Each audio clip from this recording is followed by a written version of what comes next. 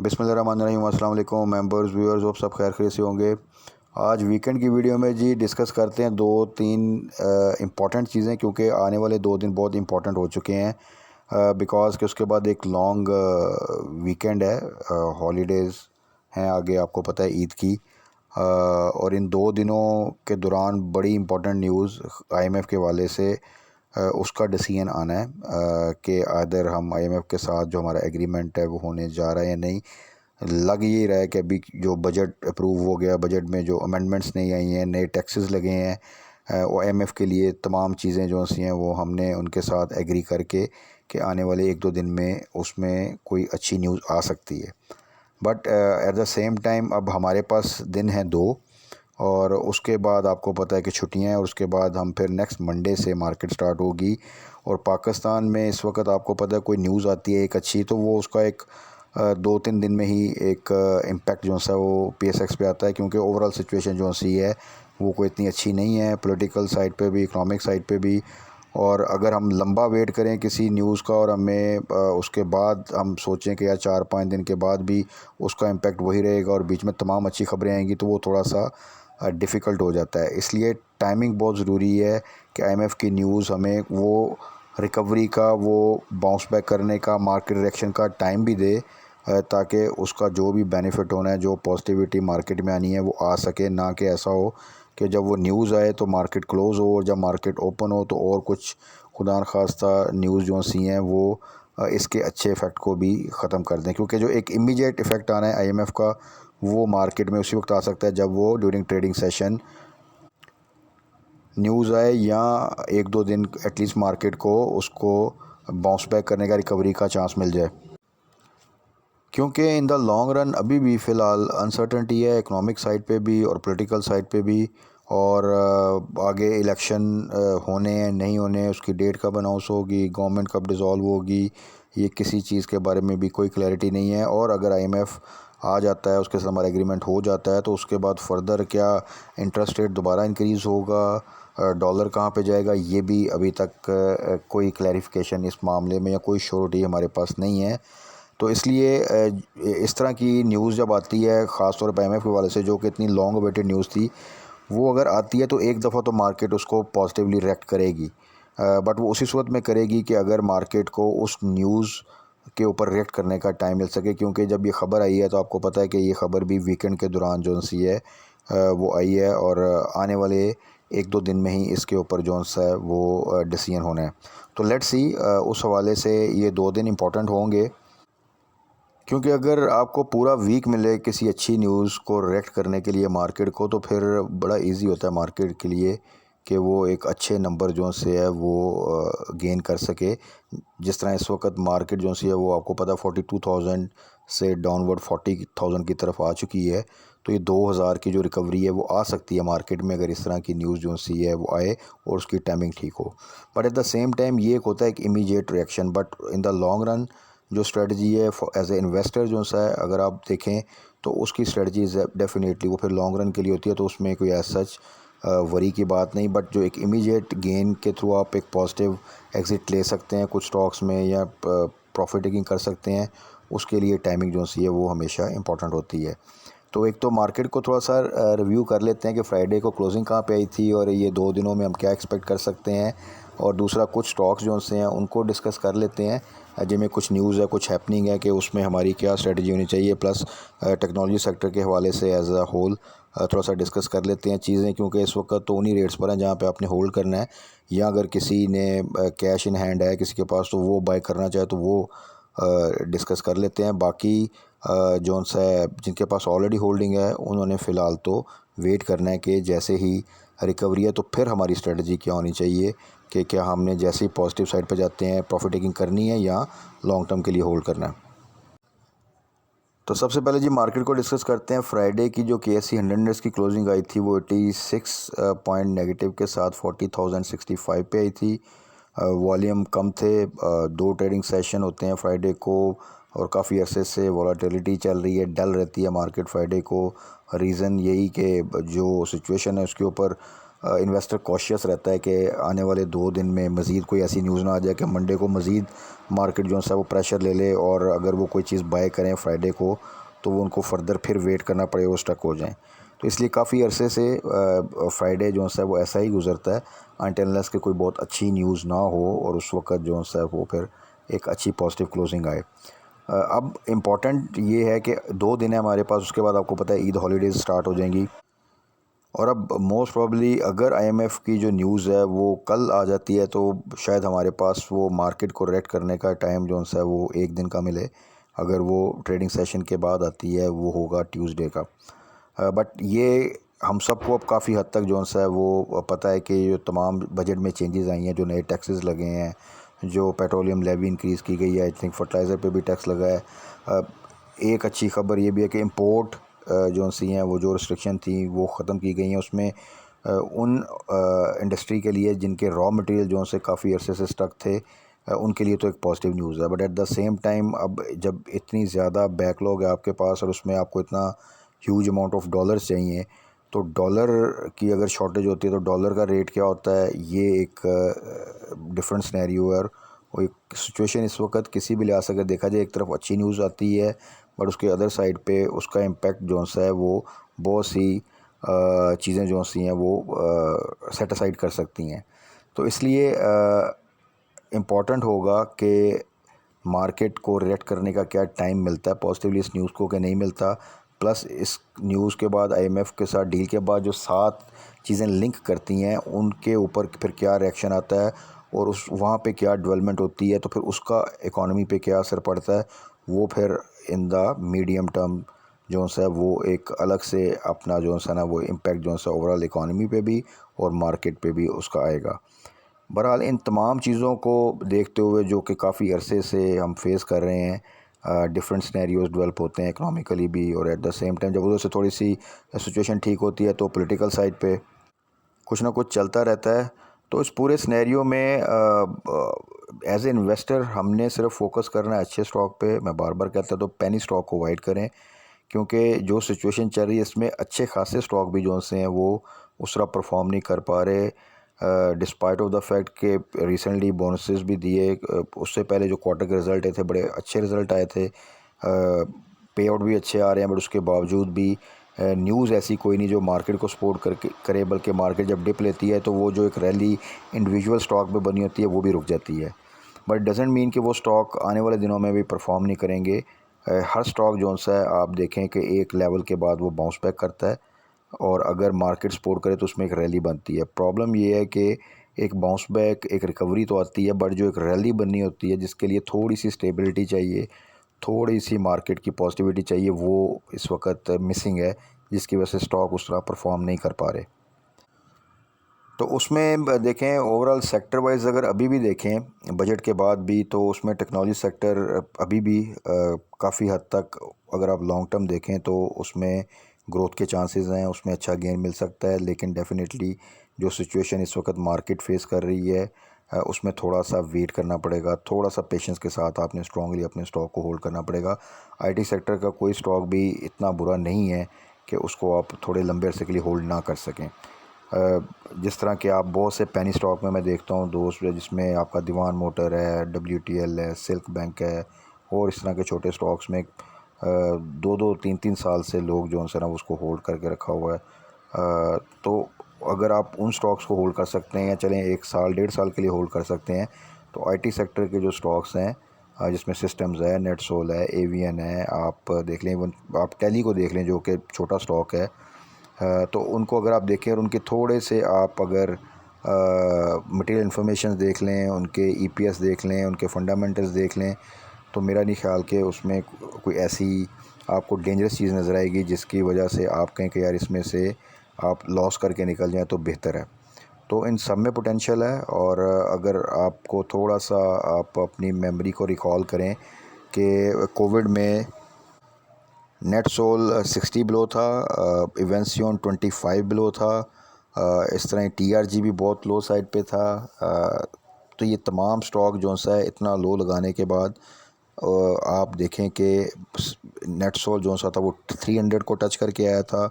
इवेंसियन इसी कोविड के बाद 140 तक गया था, इस तरह TRG 180 तक गया था। तो ये तमाम स्टॉक्स, टेली जोन्स आपको पता है 20 से ऊपर वहाँ से वापस आया था। तो कहने का मकसद ये है कि वही स्टॉक थे जो इस वक्त जिस प्राइस पे अवेलेबल हैं, जो कि बहुत ही लो प्राइस लग रही है, इससे भी नीचे थे, but with in a year आप देखें तो इनमें एक बाउंस बैक आया था। रीज़न बीइंग कि वो कोविड का इशू था, फिर IT सेक्टर को एक बूस्ट भी मिला और उनमें एक बड़ी ज़बरदस्त रैली बनी।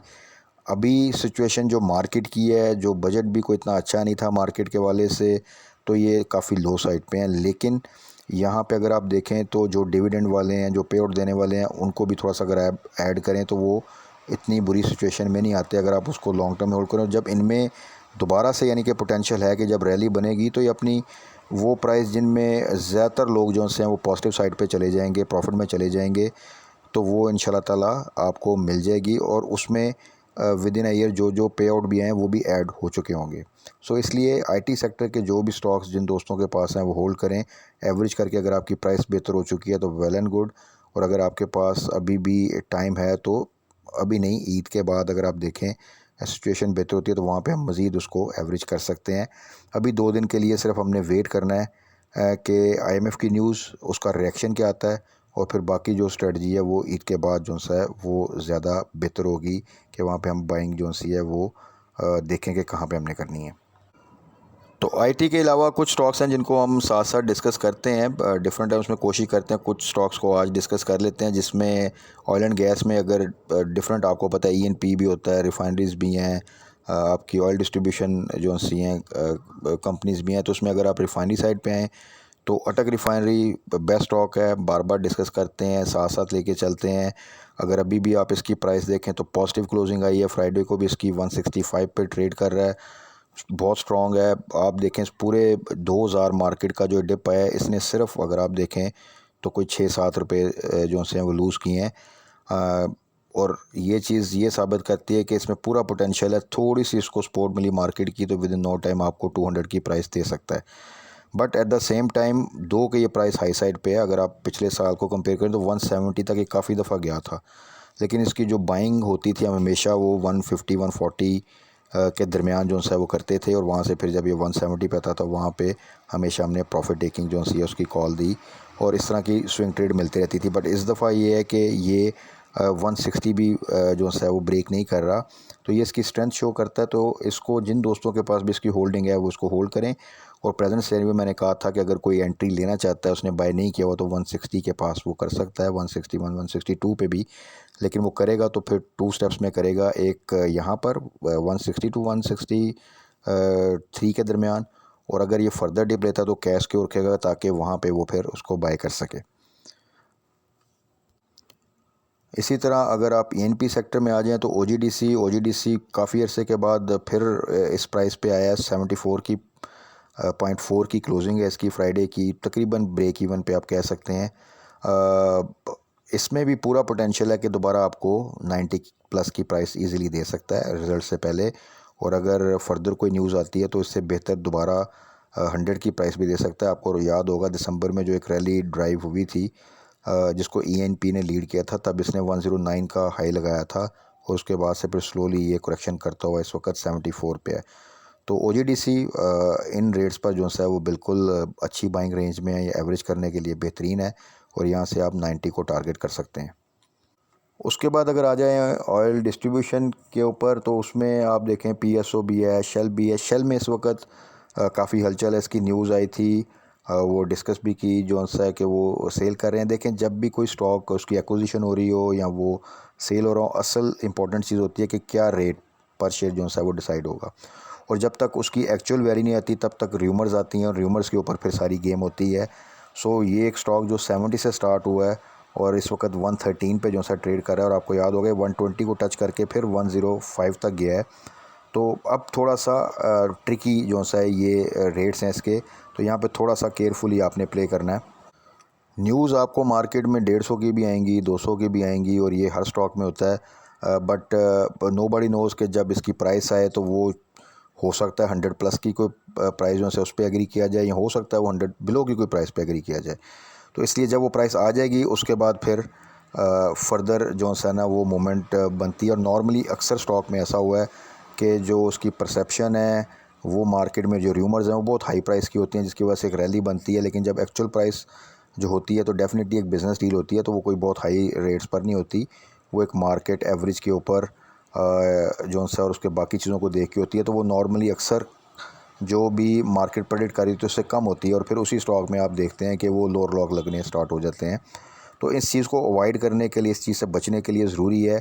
कि जिन दोस्तों ने तो 70 या 80s में बाई किया हुआ है वो तो काफ़ी सिक्योर हैं, तो वो 105 का स्टॉप लॉस रख के इसको होल्ड करें और अपने स्टॉप लॉस को ट्रेल करते जाएं, तो ये उनके लिए थोड़ा सा बेनिफिशियल होगा। जो नई एंट्री लेना चाहते हैं वो थोड़ा सा डिप का वेट करें, हाई साइड पे ना बाय करें, क्योंकि अगर कोई भी न्यूज़ इस तरह की आ गई और इसका रिवर्सल स्टार्ट हो गया तो फिर वो काफ़ी ज़्यादा स्टक हो सकते हैं।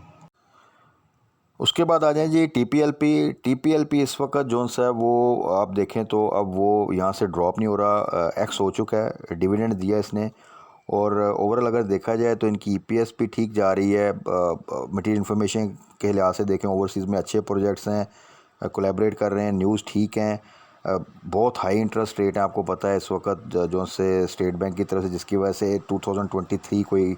अच्छा नहीं रहा टीपीएलपी और काफ़ी डिप्रेस रहा। लेकिन इस प्राइस पे भी डिविडेंड दे जाना और उसके बाद आप देखें एक्स होने के बाद अब ये काफ़ी ज़्यादा स्ट्रेंथ शो कर रहा है, और पिछले कुछ अरसे से इसमें वॉल्यूम भी बहुत अच्छे लग रहे हैं। तो टीपीएलपी को अब आप होल्ड करें, और यहाँ से उम्मीद है कि इंशाल्लाह ताला जैसी थोड़ी सी मार्केट की सपोर्ट होगी तो ये आपको यहाँ से अच्छा गेन दे जाएगा। और अगर यहाँ से ये 14-15 को क्रॉस कर जाता है तो फिर फर्दर रेजिस्टेंस जो सी हैं वो कम होती जाएंगी, और ये फर्दर रैली भी बना सकता है। और उसमें अगर आप ये पे आउट्स भी इंक्लूड कर लें तो इंशाल्लाह ताला एक अच्छा गेन जो है इसमें से मिल सकता है। सो टीपीएलपी को अभी के लिए होल्ड। नई बाइंग जो सी है उसके लिए थोड़ा सा ये 2 दिन वेट करना है वो किसी भी स्टॉक में, क्योंकि उसके बाद एक लॉन्ग हॉलीडेज़ हैं, तो उसके बाद ही अगर बाइंग की जाए तो वो ज़्यादा बेहतर है। उसके बाद आ जाए जी मिल्लत ट्रैक्टर पे। एमटीएल को हमने टारगेट किया था जब ये 515 पे था, और उसके बाद माशाल्लाह इसने गेन भी किया, और उसके बाद इसने बोनस अनाउंस किया 50%, वहाँ से एक्स हुआ 5 आई थिंक 80 तक गया था, फिर 560 के पास था जब ये जो सा एक्स हुआ है, और उसके बाद भी इसने पॉजिटिव मूवमेंट बनाई। फ्राइडे की जो क्लोजिंग है वो थोड़ी सी नेगेटिव आई है 382 की, बट ओवरऑल देखा जाए तो it's a very good stock for long term investment. ऐसे स्टॉक में आप देखें आपको पे आउट भी मिलता जाएगा, आपके बोनस के थ्रू शेयर भी इंक्रीज़ हो जाएंगे, और ये स्टॉक अपनी प्राइस भी रिकवर कर जाते हैं, विच मीन्स कि इस तरह की बैड सिचुएशन में भी आप काफ़ी अच्छी परसेंटेज में जो है वो प्रॉफिट में आ जाते हैं। तो मिल्लत का सजेशन भी यही था कि इसको एक्स होने दें और इसका बोनस अवेल करें। और अगर देखा जाए तो जिन्होंने भी 510 515 520 पे टारगेट किया था तो वो ऑलरेडी एक्स कराने के बाद एक अच्छे पॉजिटिव में, जैसे ही वो आपके क्रेडिट होंगे बोनस शेयर्स, तो वो एक अच्छी परसेंटेज में प्रॉफिट में होंगे, और अभी फर्दर रैली भी इसमें एक्सपेक्टेड है, थोड़ा सा वेट करना पड़ेगा इंशाल्लाह ताला। तो मिल्लत in any case is a good stock for long term investment. और अब जी एक और stock for long term investment जिसको मैं हमेशा मेंशन करता हूँ, हबको, और काफ़ी अरसे के बाद अगर आप देखें तो इसने 65 को ब्रेक किया है और इस वक्त 64.39 पे है, और ये वो प्राइस है जहाँ पे आप इसको बिल्कुल टारगेट कर सकते हैं। लेकिन इसको टारगेट आपने लॉन्ग टर्म के लिए करना है, तो फिर आपको अगर आप इसको 1 साल के लिए भी होल्ड करें तो यहाँ से आप इसका एक अच्छा कैपिटल गेन भी ले लेंगे, प्लस आपको मल्टीपल पे आउट भी मिल जाएंगे। सो हबको अगेन एक अपॉर्चुनिटी प्रोवाइड कर रहा है जहाँ पे आप इसको बिल्कुल टारगेट कर सकते हैं। जो कोई भी जिसके पास कैश है या जिसके पास हबको की ऑलरेडी होल्डिंग है, थोड़ी हाई साइड पे और एवरेज करना चाहता है, वो बिल्कुल हबको को टारगेट कर सकता है। और जो कोई लॉन्ग टर्म के लिए किसी शेयर में इन्वेस्टमेंट करना चाहता है तो हबको इज़ वन ऑफ देम। बहुत हाई वैल्यू का स्टॉक भी नहीं है, एक छोटी इन्वेस्टमेंट चाहिए, कोई बहुत ज़्यादा भी इन्वेस्टमेंट नहीं चाहिए। और इसको अगर आप इस वक्त जो प्राइस लेवल्स हैं वो भी बहुत अच्छे हैं, जिसमें पे आउट भी और कैपिटल गेन भी आपको मिल सकता है। तो ये तो थी जी आज की वीडियो, जिसमें बेसिक हमने 2-3 चीज़ें इंपॉर्टेंट डिस्कस की हैं। एक तो आईएमएफ न्यूज़ के वाले से अगले 2 दिन बहुत इंपॉर्टेंट हैं, और टाइमिंग बहुत इंपॉर्टेंट है कि आईएमएफ की न्यूज़ कब आती है और मार्केट को उसको रेट करने का टाइम कितना बेहतर मिलता है। और दूसरा ये था कि कुछ स्टॉक्स जिनको हम डिस्कस करते रहते हैं उनमें क्या लेवल्स हैं, और उनमें हमने इस वक्त क्या स्ट्रेटजी करनी है। अल्टीमेटली मार्केट में अच्छा स्टॉक अगर आपने रखा है तो उसमें डरने की बात नहीं, उसको होल्ड करें, जैसी चीज़ें बेहतर होंगी आपने इस क्राइसिस को सर्वाइव कर लिया तो इंशाल्लाह ताला बहुत अच्छा प्रॉफिट जो है वो आपको मिलेगा। हाँ, जहाँ पे भी आपको थोड़ा सा पॉजिटिव साइड पे जाएं वहाँ पे पार्शियल प्रॉफिट टेकिंग ज़रूर किया करें, ताकि साथ साथ आपके पास कैश क्योर होता जाए, तो बहुत सी अपॉर्चुनिटीज़ आपको डिप पे दोबारा मिल जाती हैं। बाकी मार्केट क्लोजिंग के बाद कल क्या न्यूज़ आती हैं, उसके अकॉर्डिंगली हमने क्या स्ट्रेटजी करनी है वो डिस्कस कर लेंगे। तब तक अपना ख्याल रखिएगा, दुआ में याद रखिएगा। Stay blessed. अल्लाह हाफिज़।